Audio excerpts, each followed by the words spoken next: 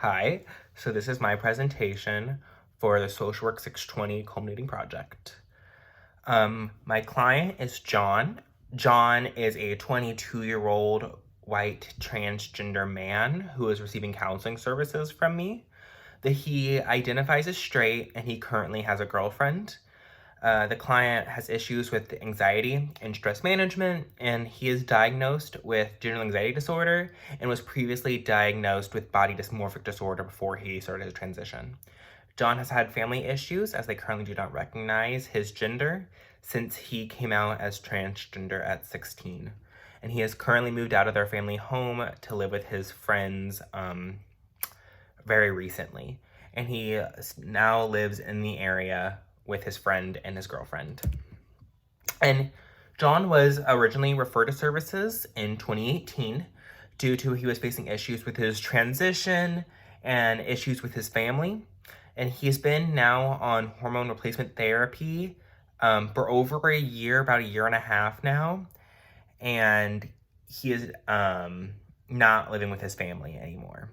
The client's presenting issues now focus on stress management, as well as developing his newfound sense of self with his true gender, navigating relationships with his new identity, including dating his girlfriend, and still discussing how his family is not being supportive and how the lack of family support is affecting him. This case has changed since we first started. As he becomes more confident in his gender, he navigates through his life. There are more changes and more hurdles in his life that he's recognizing. The main ethical issue that I could potentially face is 105C, which states that as a profession, social workers should be competent when working with diverse populations, including gender identity. Within this case, it is important to make sure I'm constantly respecting the client's gender identity, as well as using different theories and therapies that are competent when working with gender minorities. This will require work throughout the entire case to seek education throughout to become even more educated on this population, so it can be the most competent I can be. The main cultural issue is that he is transgender, and that's different than my life experience. Even though we are both a part of the LGBTQ plus community, we have different life experiences. And this informed my practice, as although I may have a background knowledge of this community, I do not know what it's like to live it, and I need to listen to the client as they are the expert on their own life, as well as I need to make sure the theories and therapies I'm using are competent when working with a gender minority. For the rural context, the client being transgender within a rural setting has greatly affected his treatment when it comes to receiving his HRT, which is the hormone replacement therapy. When he moved into the local area, he found it hard to find a doctor who was competent in HRT, and it's hard for him to find services that are competent in transgender life experiences, especially as when he was going through problems with his family, he couldn't find a therapist that was competent in transgender services. So before the intake with the client, I reviewed John's case file as they were at my placement the year before. And within the notes, I saw the client counseling session originally to deal with problems related to his anxieties and stress. As the client reviewed some of the notes, the clinician noted that the client identifies as a transgender male and had started HRT. As well, it noted with the counselor that he was matched that he was having issues with his family, as they had not accepted him when he came out as transgender, and they still refer to him as his dead name, which his dead name is the name that he was before he transitioned. This became a red flag for the nation, as this was something that needed to be explored more in the session, as within the previous notes, it appeared this was not explored further with the previous clinician. The clinician also read through the first intake note that the client had recently moved to the city and was struggling with finances and was struggling to find a safe doctor for his HRT. As well as the client was diagnosed with generalized anxiety disorder, insomnia disorder, and body dysmorphic disorder from the first triage session. I wondered a lot about the body dysmorphic disorder diagnosis, as when does that diagnosis go away throughout someone's transition? And I found that the body dysmorphic disorder diagnosis is very problematic, I would say, with the transgender population, as not every transgender person goes through HRT or surgeries. And so that diagnosis kind of is very tentative and should not always be given to every transgender person that you meet with. So within the intake, Chris Dashman and Hall states that social workers are required to build a relationship within the first meeting, and it requires verbal and nonverbal communication and fundamental interview skills to properly identify, assess the client's perception of the problem, which was very important for me because I don't know what exact problems John was facing. He may say that he doesn't want to talk about his family issues, but that might be the reason why he is having a lot of stress and anxiety. Within the intake with the client reported that the previous semester he was able to focus on who he was within his new identity, and that he wanted to be able to focus on how to handle stress as he had been dealing with that and coming back to the counseling center. And the counseling center really focused on just his family issues, and he really wanted to focus on his stress. And so I said I would focus on the stress with him. But I also said that I wanted to focus on his identity too, because I'd be playing into his stress. For diversity, the clinician wanted to understand the client's unique worldview as a transgender male within our society. Even though the clinician is a member of the LGBTQ community, the experiences vary quite differently, as transgender individuals have a higher rate of discrimination, microaggressions, victimization across their transition and their lives. And knowing that this is most likely that the client has faced quite a bit of opposition within their life, and the clinician was curious how resilient the client was due to this. The clinician also wanted to make a point to use the client's appropriate pronouns to their identity and to use the client's chosen name. The client also mentioned their main reason for seeking counseling was due to their high stress level, and the clinician wondered if the stress was due to the experiences that can be attributed to the minority stress framework, which states that LGBTQ plus individuals' experiences contribute to negative life outcomes. The presenting problem. On the intake form, the clinician lists the presenting problem not only on the triage form, but as well as the intake form.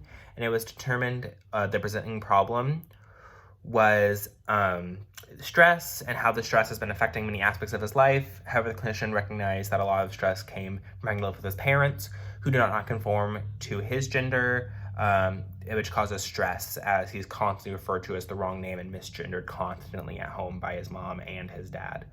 And due to learning how to deal with his family, it became also a presenting problem.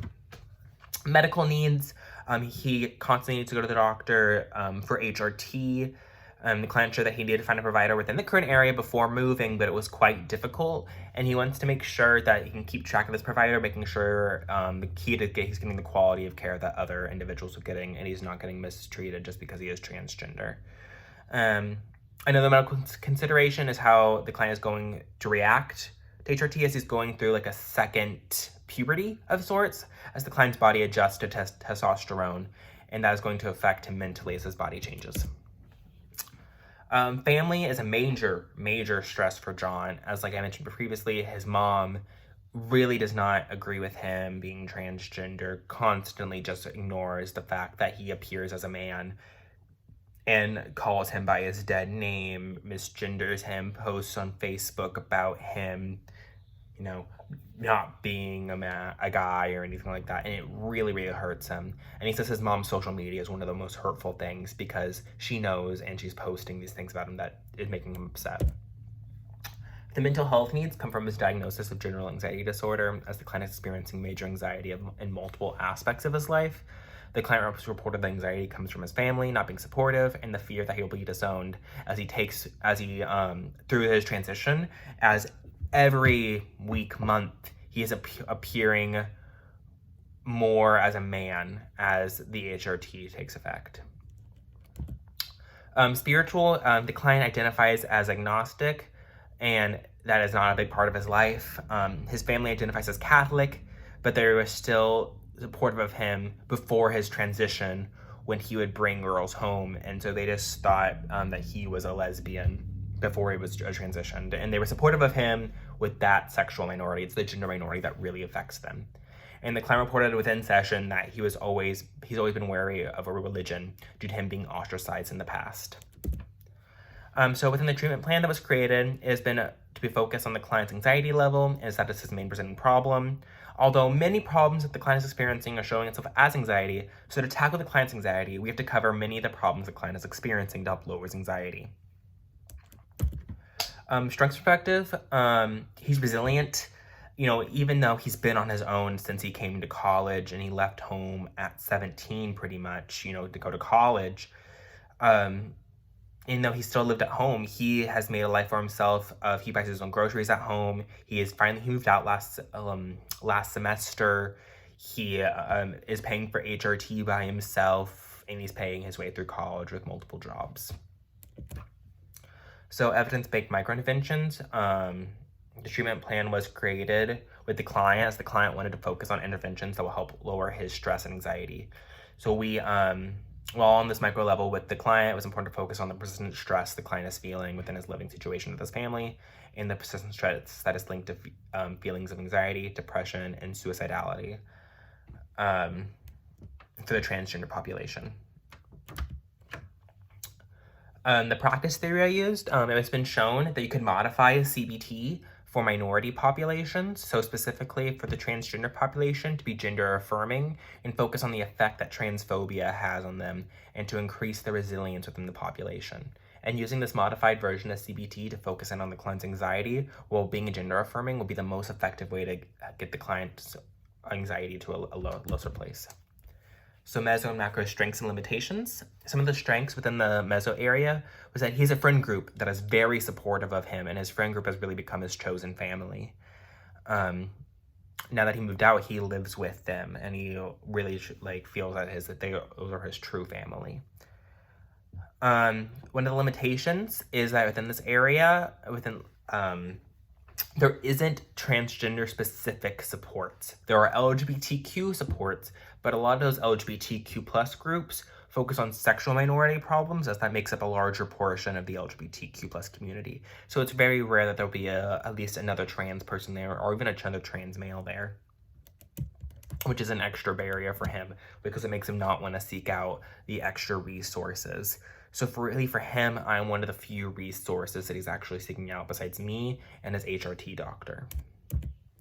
So some of the interventions was that I helped reach out to Indiana State, to the campus that he is currently living on, and to get his name switched in the system, and will require advocacy for these changes to be made, as well as advocacy on the macro level on whether the city, state, or federal level to have protections for transgender individuals so they can feel safe. However, until that can be done, it will require building skills with the client to be mentally prepared for the scenarios. And so really getting his name switched on the state level in Indiana, getting his state name switched on the federal level, getting his name switched, on the local level, on all of the documents. And that really is a big struggle for John, as he just does not want to be called by his dead name anymore. He was just called by his dead name so much by his mom. He doesn't want it to be on his campus, at his job, in the legal documents. He wants it all changed. So plan for treatment evaluation. We'll focus on the client's anxiety and stress level and helping to break down the barriers that the client is currently experiencing. This involves developing strategies that will work for the client that will reduce his stress level. The treatment plan also involves the client discussing with his family at some point about the anxiety that is coming from his living situation and creating coping skills and how to deal with his family not affirming his gender. So intervention delivery. Within the session, the client focused on the client's anxiety as well as focusing on the client's sense of self as they move through their transition as they within the treatment plan. With John, he stressed that he wanted to focus mostly on his anxiety and stress as those were his main problems. The first evidence-based microintervention focused on his anxiety and how to lower his stress. John mentioned that he enjoys writing as one of his artistic outlets, so the clinician recommended that John start journaling about his experiences and his everyday stressors. The clinician client discussed how often he should journal. The client stated that he is going to try and journal every night, but he's not able to, then he's going to try and do it weekly.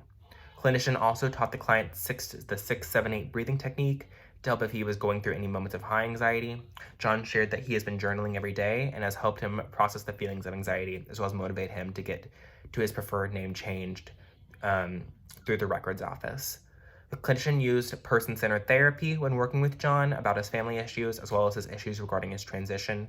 Through person-centered therapy, the client was able to recognize his areas of growth, as person-centered therapy recognizes the fact that all individuals have the capability to change on their own.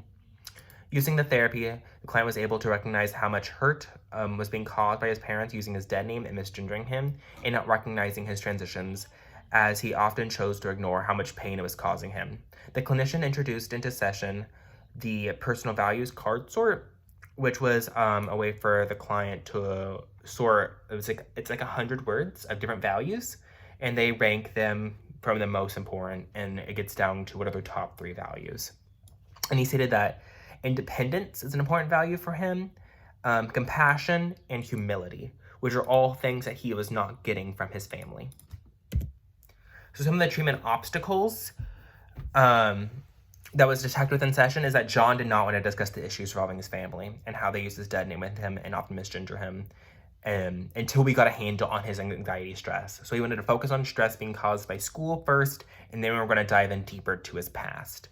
Although the clinician identified that a major stress he was under was coming from his family, it took about a few sessions to find the root cause of anxiety, and it took towards the end of sessions, really, to finally begin talking about his family.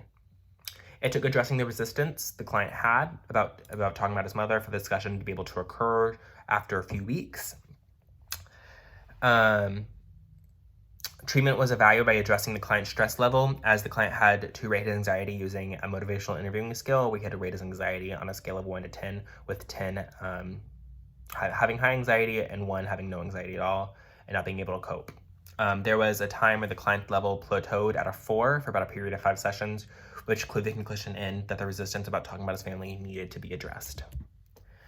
For the evaluation, the client discussed evaluating the process of intervention with the client during the final semester of treatment.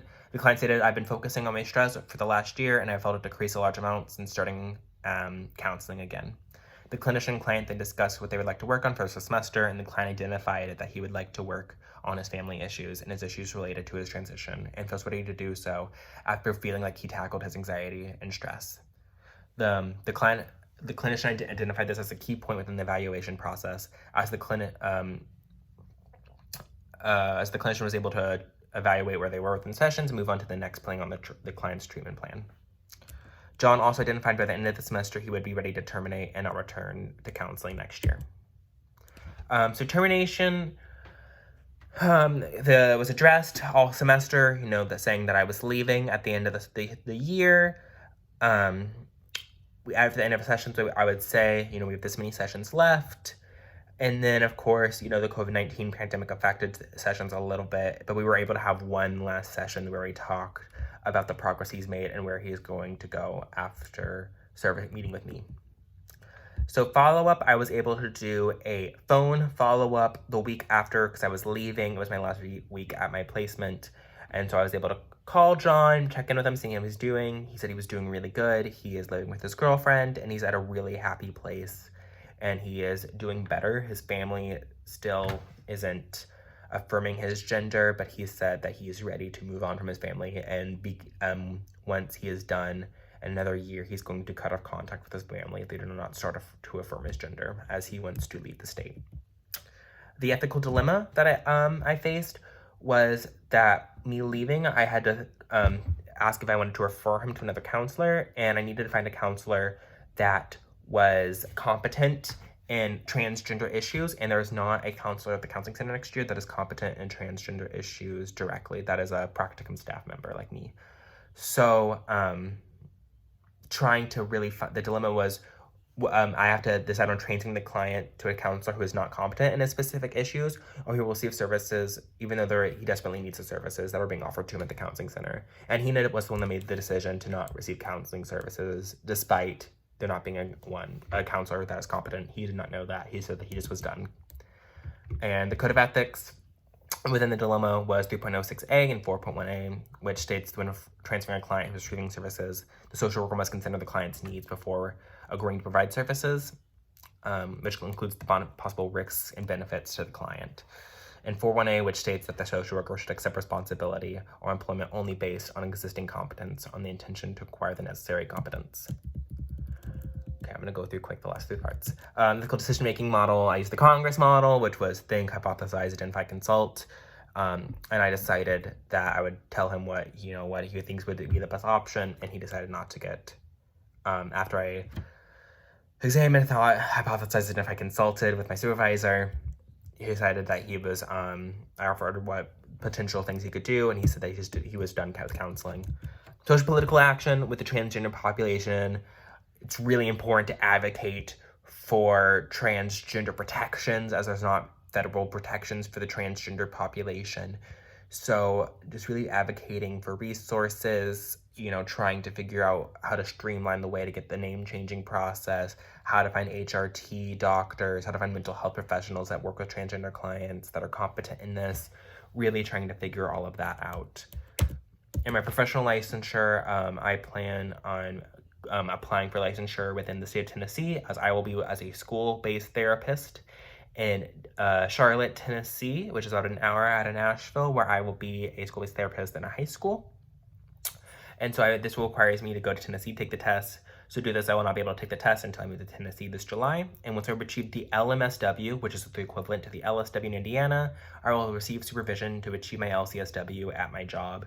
And I'll be there for 2 years, and then I'll be able to take the LCSW test. Alrighty, thank you.